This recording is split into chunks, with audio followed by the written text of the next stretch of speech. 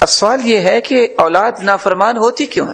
دیکھیں اسلام کی یہی خوبصورتی ہے کہ اسلام جہاں مسلمانوں کو خوبصورت تعلیمات سے نوازتا وہاں اس کے اسباب بھی پیش کرتا ہے تاکہ آئندہ سے ایسے پہلو اختیار نہ کیے جائیں۔ سب سے پہلا سبب یہ ہے اولاد اس لیے جہالت برتتی ہے، نافرمان ہوتی ہے، جب ہم ان کو تعلیم نہیں دلواتے۔ جہالت فالجہل داء قاتل والجاہل عدو لنفسہ، بے علمی جہالت یہ تو بہت بڑی بیماری ہے اور قاتل ہے انسانیت کی، اور جاہل انسان اپنی جان کا بھی دشمن ہوتا ہے۔ جب انسان عواقب سے بے خبر ہوتا ہے کہ کل کو کیا ہونے والا ہے تو پھر نافرمانی کرنا تو اس کے لیے بڑا آسان ہو جاتا ہے۔ تو سب سے پہلی کمی اور کوتاہی جو ہوتی ہے والدین کی نافرمان بننے کی کہ ہم نے ان کو مناسب تعلیم نہیں دی اور ان کو علم سے بہرہور نہیں کیا، جس کے نتائج پھر والدین کو بھی بھگتنے پڑتے۔ تو سب سے پہلی ذمہ داری ہماری کیا ہے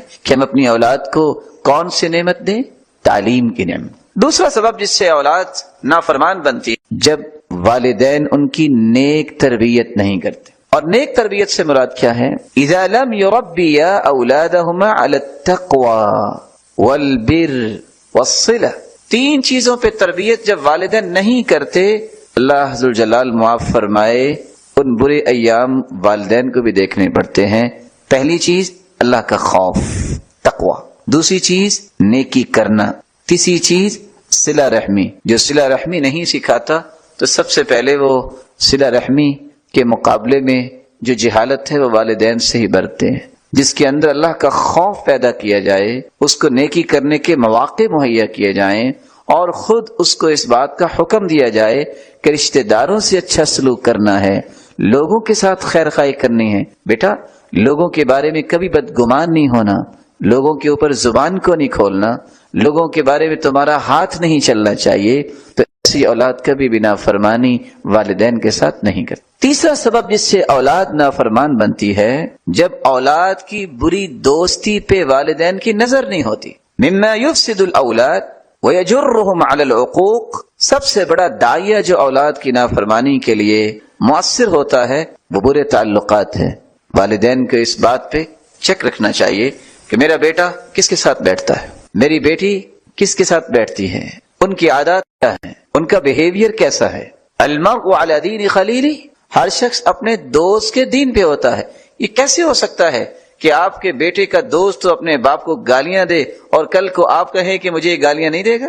اپنی اولاد کی دوستیوں پہ چیک اینڈ بیلنس رکھنے والے والدین اپنی اولادوں کو نیک بناتے ہیں اور اپنے اولاد کی نافرمانی سے بچے رہتے ہیں۔ اور یہاں صحیح بخاری کی روایت بھی سننی چاہیے۔ ہم یہ سمجھتے ہیں کہ یہ تشدد ہے، اللہ کے رسول کا تو مزاج یہ تھا کہ وہ اس بات کو بھی دیکھا کرتے کہ میری اہلیہ سیدہ عائشہ کس عورت کے پاس بیٹھتی ہے۔ آپ جب گھر تشریف لاتے پوچھا یہ کون ہے؟ عائشہ کس کے پاس بیٹھی ہو؟ کہا یہ وہ طویت نامی عورت ہے جو بہت زیادہ تہجد پڑھتی ہے۔ تو اللہ کے رسول نے فرمایا اس کو میرا پیغام دو کہ اتنی نیکی کرے جتنی یہ برداشت کر لے، اس قدر جو ہے وہ نہ ہو کہ کل کو متنفر ہی ہو جائے۔ تو ایک شخص کی ذمہ داری ہے کہ وہ اپنی اولاد کی اس بات پہ نگرانی ضرور کرے کہ یہ تعلق کن کے ساتھ جوڑ رہے ہیں، ان بچوں کی اپنے والدین کے ساتھ محبت کیسی ہے۔ رسول اکرم صلی اللہ علیہ وآلہ وسلم نے اسی لیے ایک قانون دیا ہے، لا تصاحب الا مؤمنا ولا يأكل طعامك الا تقی، تمہیں دوست بنانا چاہیے جو مومن ہو، اور ایمان یہ امن کا متلاشی رہتا ہے۔ مومن ہمیشہ امن کو پسند کرتے ہیں، وہ امن فکر کا، سوچ کا ہو، قول کا ہو، یا کردار کا ہو، یا معاشرے کا ہو۔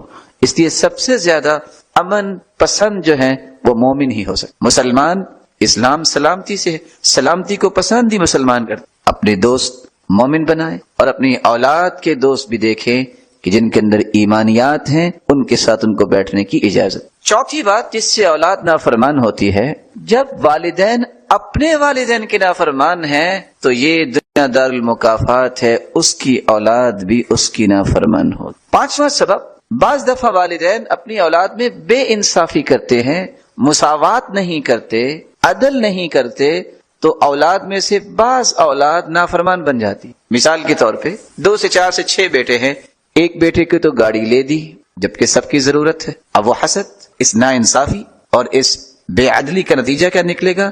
بقیہ 2 سے 4 سے 5 والدین کے ساتھ بدتمیزی کریں. تو شریعت نے حکم کیا دیا؟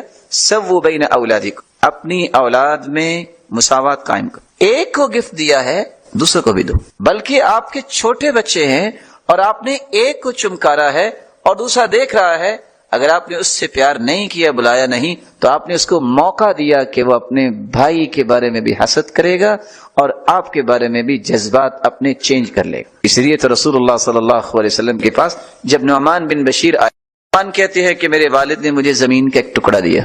والدہ کہنے لگی کہ میں اس وقت تک یہ نہیں کرنے دوں گی جب تک اللہ کے رسول اس پہ گواہی نہیں دیں گے. نعمان کی صرف ایک بہن تھی، ابیہ، ایک بہن ایک بھائی. اللہ کے رسول صلی اللہ علیہ وسلم کے پاس تشریف لائے، آ کے قصہ بیان کی کہ میں اپنے بیٹے کو یہ گفٹ کیا ہے زمین کا ٹکڑا، تو میری بیوی کہتی ہے کہ گواہ آپ بنے. آپ نے فرمایا یہ تحفہ آپ نے دوسری اولاد کو بھی دیا ہے کہ صرف اس اکیلے کو دیا ہے؟ کہا اس اکیلے کو دیا ہے. انی لا اشہد علی جور، میں ظلم پہ گواہ نہیں بن سکتا. یا تو دوسرے کو بھی دو یا اس سے بھی واپس لے لو.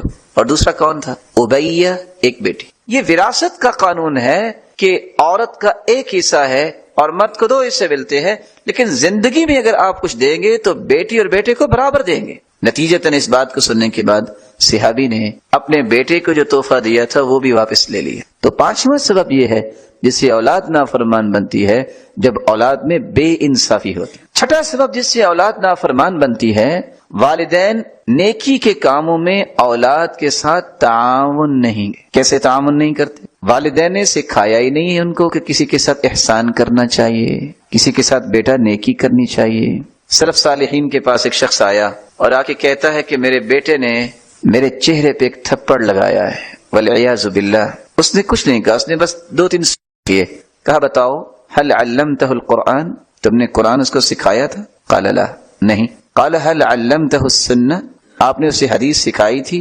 قال لا، نہیں. قال هل علمته اخلاق الصالحین، کیا نیک لوگوں کی باتیں اس کو سنائی یا سمجھائی تھی کبھی؟ قال لا. قال حسبك ثور فضربك، تو ٹھیک ہے، ظاہر ہے اس بیل نے یہی کچھ ہی کرنا تھا، اس جانور نے یہی کچھ. ذمہ داری ہے والدین کی کہ وہ نیکی کے کام میں اپنی اولاد کا تعاون کریں. تعاون کیسے ہوگا؟ کہ جہاں اس کو قرآن اور حدیث سکھائے وہاں نیک ہستیوں کی باتیں سمجھائیں اور پڑھائیں، اور ان نیک لوگوں کی مجالس میں انہیں لے جائیں، ان کے ہاتھ سے صدقہ کروائیں، ان کو کہیں کہ یہ فلاں کے ساتھ نیکی کرو. احسان کا یہ فائدہ ہوتا ہے، جب تک آپ سکھائیں گے نہیں، جب تک تعاون نہیں کریں گے، ان کو کھڑا نہیں کریں گے، کل کو وہ کبھی بھی نافرمانی سے باز نہیں. 7واں سبب جس سے والدین کے ساتھ اولاد نافرمانی کرتی ہے، جب والدین کی تربیت نہیں ہوتی. والدین کی تربیت نہیں ہوتی، وہ کیسے؟ والدین کو اللہ تعالیٰ نے گھر کا ذمہ دار بنایا ہے. کلکم راع وکلکم مسئول عن رعیتی، دونوں ذمہ دار ہیں. جب اولاد کے سامنے ماں باپ کی برائیاں بیان کرے گی کہ تیرے باپ نے یہ ظلم کیا اور تیرے باپ کو تو پتہ ہی نہیں ہے، وہ تو کرتا ہی ایسے ہے، یہ اولاد کبھی اس باپ کی بھی عزت نہیں کریں گے اور اس ماں کو بھی کبھی عزت کی نگاہ سے نہیں دیکھیں گے. اسی طرح اگر کوئی باپ یہ کردار ادا کرتا ہے، اپنی اولاد کو ماں کے خلاف کرتا ہے کہ تمہاری ماں تو یہ کرتی ہے، تمہاری مدر تو یہ کرتی ہے، گویا کہ نافرمانی کے لیے اولاد کو والدین نے خود تیار کیا ہے. تو 7واں کام، کبھی بھی والدین میں سے کسی ایک کو دوسرے کے خلاف اپنی اولاد سے بات سننا برداشت نہیں ہونا چاہیے. وہ اس کی عزت کا خیال رکھے. باپ نے اگر کوئی بچے نے کوئی بدتمیزی کی، کہا بیٹا ماں کے ساتھ ایسا نہیں کرتے، اللہ ناراض ہوتے.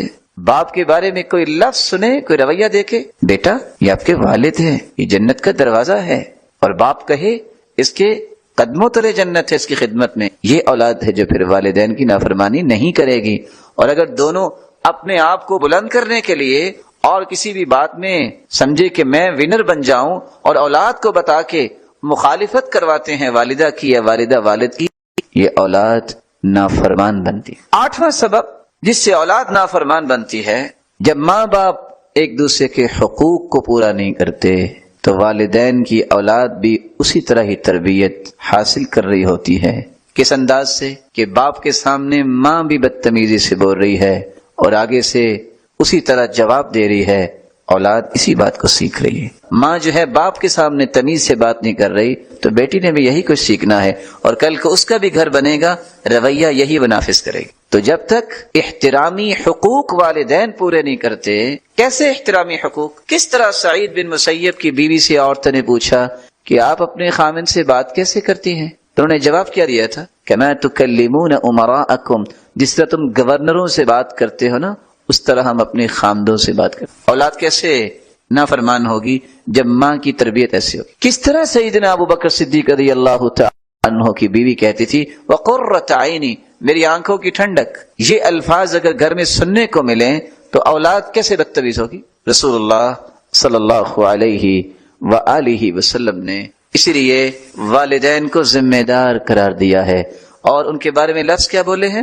فالرجل سید اہلی، مرد جو ہوتا ہے یہ سید زیادہ ہوتا ہے۔ کس اعتبار سے؟ نیکی کے اعتبار سے۔ والمرأة سیدۃ بیت زوجها، اور عورت اپنے خاوند کے گھر سیدہ ہوتی ہے۔ یہ اسلام کی سید زادی ہوتی ہے، شہزادی ہوتی ہے۔ وہ اپنے اخلاق کو جب بگاڑتی ہے، یا جب انسان بگڑتا ہے، سید کے درجے سے نیچے آتا ہے، تو نتیجتاً اولاد بھی نافرمانی کرتی۔ نواں سبب جس سے اولاد نافرمان ہوتی ہے، جب اس کی پرورش حرام لقمے سے۔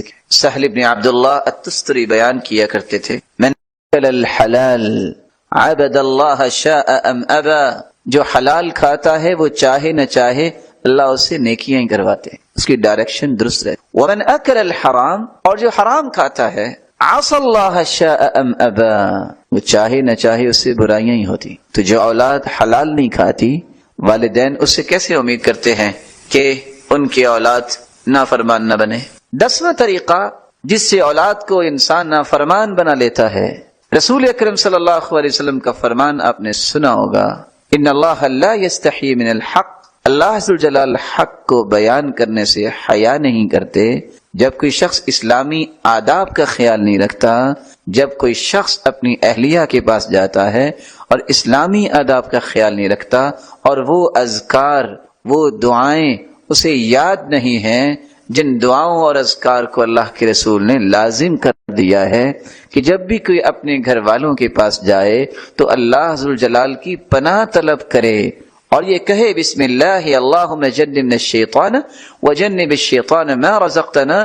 اگر اللہ ذو الجلال اسے اولاد دیتے ہیں تو وہاں صحیح بخاری کے الفاظ کیا ہیں؟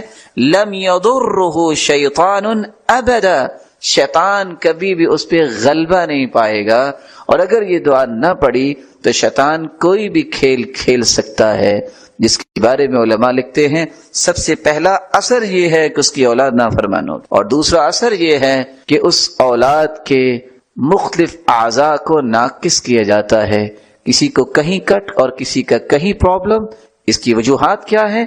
جب انسان اسلامی آداب کو سیکھتا نہیں ہے اور اس کے مطابق اپنی زندگی کو ڈھالتا نہیں۔ ذاق طعم الایمان من رضی باللہ ربہ وبالاسلام دینا وبمحمد نبیہ، جو زبان سے یہ کلمات کہہ دے، رضیت باللہ ربا وبالاسلام دینا وبمحمد نبیہ، یہ کلمات اتنے پیارے ہیں، اتنے پیارے ہیں کہ آپ 5 حدیثیں سنیے کہ جو یہ کلمات کہتا ہے پہلا انعام اسے یہ ملتا ہے، غفر لہ ذنوبہ، اللہ ذو الجلال اس کے گناہوں کو معاف کرے۔ کیا کہنا ہے؟ رضیت باللہ ربا وبالاسلام دینا وبمحمد نبیہ صلی اللہ علیہ وسلم۔ دوسرا انعام، جو شخص یہ کلمات کہہ دیتا ہے، اگر دنیا کے اندر کسی ظالم بادشاہ یا کسی ظالم کے ظلم سے وہ خوف کھا رہا ہے تو چوتھا کلمہ بھی ساتھ ملا لے، رضیت باللہ ربا وبالاسلام دینا وبمحمد نبیہ وبالقرآن حکما، میں قرآن کو اپنا حاکم مانتا ہوں، میں اپنے رب کو اپنا رب مانتا ہوں، اس پہ راضی ہوں، اللہ کو اپنا رب مان کے، اسلام کو دستور مان کے راضی ہوں، اور اللہ کے پیارے پیغمبر کو آخری پیغمبر مان کے راضی ہوں۔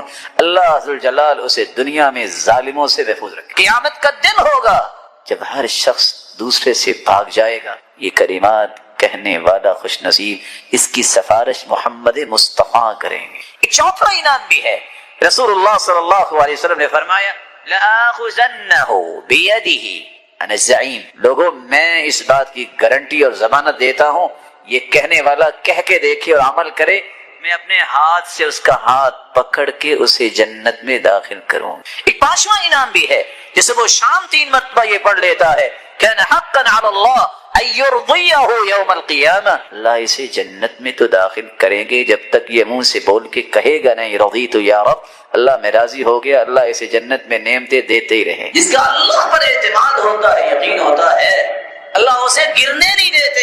اعتماد تھا نا سیدنا ابراہیم کو، یعنی اتنی بڑی آنکھ، آج بھی وہاں درخت نہیں ہوتے، آج بھی وہاں درخت نہیں ہوتے اس وادی میں جس وادی میں آگ جلائی گئی تھی، اور کوئی پرندہ اڑتا اڑتا گزرتا تو سقط مشویا، بنا ہوا نیچے گر جاتا. اتنی آنکھ. اعتماد کیا تھا؟ میرے ساتھ اس کی قدرت، اس کا علم، اس کی حفاظت، اس کی معیت خاصہ. پریشانی کی کوئی بات. مسکرا رہے ہیں، ہاتھ بھی بندھے ہیں، پاؤں بھی بندھے ہیں، منجنیق میں ڈال کے پھینکا ہے، جو ہی آنکھ میں گرے ہیں آنکھ ختم، کیونکہ اوپر سے حکم آ گیا تھا. قلنا یا نار کونی بردا وسلاما علی ابراہیم. عبارت کتنی خوبصورت ہے. بس ابراہیم کے لیے ٹھنڈی ہونا ہے. وہ جو رسیاں لگی تھیں ان کو بھی آگ لگی ہوئی تھی، پاؤں میں ہاتھ میں، ان کو آگ لگی، ابراہیم کو نہیں لگی علیہ الصلوۃ والسلام. جب رسیاں کھل گئی، ہاتھ بھی کھل گئے، باقی سب باغ بن گیا. اور باپ دیکھ رہا تھا ابراہیم علیہ الصلوۃ والسلام کو، کہتا نعم الرب ربک یا ابراہیم. وہ ابراہیم تیرا رب تو بہت بڑا نکلا، اس نے کچھ ہونے نہیں دیا. کچھ ہوا؟ میں کئی مرتبہ سوچتا ہوں کہ سائنس کتنی کلا بازیاں لگا چکی ہے، لیکن عقل کس نے دی ہے؟ اللہ نے دی. لوگ سمجھتے ہیں کہ کافروں کا کمال ہے، ہماری بات پہ لوگ غصہ کر لیتے ہیں. ہم کہتے ہیں کہ کافر مسلمانوں کے غلام ہیں، یہ نوکر ہیں تو نوکروں کو کام کرنے دیا کریں. مسلمان نے تہجد پڑھنی ہے، نمازیں پڑھنی ہے، روزہ رکھنا ہے، نیکی کے کام کرنے ہیں، چاش پڑھنی ہے، اوابین پڑھنی ہے، سنتے پڑھنی ہے، دعائیں کرنی ہے. ان کا کام کیا ہے؟ بنائے چیزیں مسلمانوں کو بھیجیں تاکہ ان کے لیے آسانیاں ہوں. تو نوکروں کی باتوں پہ خوش نہیں ہوا کرتے، ان سے کام لیا کرتے ہیں. ایک چھڑی جو سیدنا موسیٰ کے ہاتھ میں تھی، اللہ نے حکم دیا فاضرب بعصاک البحر. اچھا سمندر میں چھڑی مارو نا. یہ کون سی چھڑی ہے؟ اس سے رستے 12 بن گئے. یار میں کبھی سوچتا ہوں، آپ بھی سوچیں، ہم آخر انسان ہیں، کہ وہ چھڑی تو ماری سمندر میں، اتنا بڑا پانی، خشکی کیسے ہو گئی؟ ایک نہیں، رستے 12 بن گئے. کیسا ملٹیپل یہ ڈنڈا تھا کہ ایک مرتبہ مارا اور 12 رستے بن. اور پھر اس کے اندر کیسے کیسے فنکشنز رکھے اللہ تعالیٰ نے. فرعونیوں نے شاید سمجھا کہ رستے ہم بھی یوز کر سکتے ہیں، لیکن یہ رستے بنے کن کے لیے تھے؟ اللہ پر ایمان رکھنے والوں. جو ہی وہ گزر گئے، فرعونی اپنے لاؤ لشکر لے کے آئے، اللہ نے حکم دیا کہ معاملہ تو حل ہو گیا ہے، پانی تم چلو. تو پانی نہیں چلنا شروع. تو فرعون اپنی پوری لاؤ لشکر سمیت، اپنی ملت سمیت جو ہے وہ پانی کے حصے میں آیا، سارے ڈوب کے مر گئے فرعون سمیت. لیکن اللہ نے کہا اليوم ننجيك ببدنك لتكون لمن خلفك آية. فرعون تجھے میں نشان عبرت بناؤں گا. پانی کا حکم دیا، اس نے اچھال کے پھینکا. اور آج بھی لوگ دیکھ رہے ہیں کہ یہ بڑا ہوا ہے جو کہتا تھا انا ربکم الاعلی، میں ہوں بڑا رب. اعتماد اللہ پہ کیا. بندہ دوڑ کے آیا کہ تمہیں قتل کر دیں گے، اسا دوڑ جاؤ، کہتے ان معی ربی سیہدین. یہ ہے ایمان. اور نہیں، میرا رب میرے ساتھ ہے، وہ مجھے سیدھے راستے پہ رکھے گا، حفاظت کرے. کاش یہ بات سمجھ میں آئے. آج مخلص لوگوں کی زندگی، رب پہ اعتماد کرنے والوں کی زندگی اتنی پرسکون ہے، دنیا ادھر سے ادھر ہو جاتی ہے. جن کا اعتماد نہیں ہے وہ اخبار صبح اٹھ کے پڑھتے ہیں، وضو کیا نہیں ہوتا، منہ دھویا نہیں ہوتا، 3 روپے پیٹرول بڑھ گیا، مارے گئے. لو یہ مسلمان. وہ چینی بڑھ گئی ہے، یہ کون سی ایسی نعمت ہے کہ آپ نے پھکی مارنے ہیں، اس کی تھوڑی سی کم کھا لو. اگر چینی بڑھ گئی ہے، کوئی چیز مہنگی ہو گئی ہے تو اللہ کے خزانے ختم ہو گئے. نعوذ باللہ من ذالک. دنیا کے اعتبار سے تم سوچو تمہارا رب ہی غریب ہو گیا. یہ کیسا ایمان ہے؟ اس لیے قرآن نے منافقوں کی بات کی ہے، یحسبون کل صیحۃ علیہم. یہ منافقوں کا رویہ ہے کہ معمولی سی پریشانی ہو تو واویلا شروع کر دیتے ہیں، رونا پیٹنا شروع کر دیتے ہیں. آپ کسی 20 کروڑ کے مالک سے ہی پوچھیں گے نا کیا حال ہے، او بس جی رڑ گیا جی، کیا بتائیں جی، بس کیا بتائیں. اس کے مقابلے میں کسی دیندار سے پوچھیں کیا حال ہے، کہے گا الحمدللہ. یہ ہے اعتماد رب پہ کہ وہ اللہ کسی کو ضائع نہیں کرتا. وہ میں نے پہلے بھی قصہ شیئر کیا تھا. ایک شخص آیا، انسان ہے نا، ہم بھی کمزور ہیں، وہ آ کے کہتا ہے جی نقصان بڑا ہو گیا، دعا کر دیں. میں نے ویسے ہی پوچھنا چاہا کہ کیسے نقصان ہوا. کہتا ہے جی 35 لاکھ روپے کا نقصان ہو گیا. اب یہ ایک بڑی اماؤنٹ ہے تو بندے کو پریشانی ہوتی ہے، تو دعا بھی کی اللہ اس کا نقصان پورا کر دے، تو اس کا بھلا فرما، اللہ تعالیٰ اس کے لیے آسانی فرما. میں نے ویسے ہی ذرائع تفنن پوچھ لیا کہ نقصان کیسے ہوا. کہتا جی پچھلے سال 1 کروڑ 85 لاکھ پروفٹ آیا تھا، اس سال صرف 1.5 کروڑ پروفٹ آیا. لا حول ولا قوت الا باللہ. میں سوچ رہا تھا کہ کوئی 35 لاکھ کا خسارہ ہو گیا ہے. جہاں ایمانی حالت یہ ہو، حدیث کہتی ہے جس کے پاس صبح اور شام کا کھانا ہے اسے کوئی بیماری نہیں ہے اور اس بندے کو خوف نہیں ہے، سمجھ لے فَكَأَنَّمَا عِيزَتْ لَهُ الدُّنْيَا بِحَذَافِيرِهَا، اللہ نے دنیا کی ساری نعمتیں اس کی جھولی اور دامن میں جمع کر دی. رسول اکرم صلی اللہ علیہ وآلہ وسلم کا فرمان ہے، جو شخص یہ کلمات اپنی زبان پہ لے آتا ہے، رضیت باللہ ربا وبالاسلام دینا وبمحمد نبیا، اے اللہ میں تجھے رب مان کے راضی اور تیرے بھیجے ہوئے دین کو اپنی زندگی کا دستور مان کے راضی، اور محمد الرسول اللہ صلی اللہ علیہ وسلم کو اللہ ذوالجلال کا سچا پیغمبر مان کے راضی. یہ 3 جملے اللہ تعالیٰ کی اتنی رحمتوں کے مالک انسان کو بنا دیتے ہیں. سب سے پہلی رحمت جو نازل ہوتی ہے کہ جس طرح یہ راضی ہے، اللہ ذوالجلال صبح اور شام 3 مرتبہ پڑھنے والے کے لیے اپنے پیغمبر کی سفارش کو اور شفاعت کو اس کے حق میں قبول فرمائیں. حدیث کے الفاظ ہیں جو 3 مرتبہ پڑھ لیتا ہے اللہ اس کی زندگی کے گناہوں کو معاف کر دیتے. اور اس سے خوبصورت بات رسول اللہ صلی اللہ علیہ وسلم نے یہ فرمائی کہ اگر دنیا میں کوئی یہ الفاظ بول کے یہ بھی کہہ دے وَبِالْقُرْآنِ حَكَمًا، میں قرآن کو اپنا حاکم مانتا ہوں، اور صرف حاکم ہی نہیں میں قرآن کو اپنا عادل بھی مانتا ہوں، تو اللہ دنیا کے اندر اگر آپ پہ کوئی ظلم کرنا چاہتا ہے تو اس کے ظلم سے محفوظ فرما لیں. اور آپ نے فرمایا لَآخُذَنَّهُ بِيَدِي، میں اپنے ہاتھ سے اس انسان کا ہاتھ پکڑوں گا اور اسے خود جنت میں داخل کروں گا. جس طرح یہ کہنے والا اللہ سے راضی ہے، اللہ ذوالجلال نے یہ حق لکھ دیا ہے کہ اللہ بھی اسے راضی کرے گا. تو میرے بھائی، یہ بہت بڑا خزانہ ہے، اس کو کبھی اپنے آپ سے دور نہ کیجیے.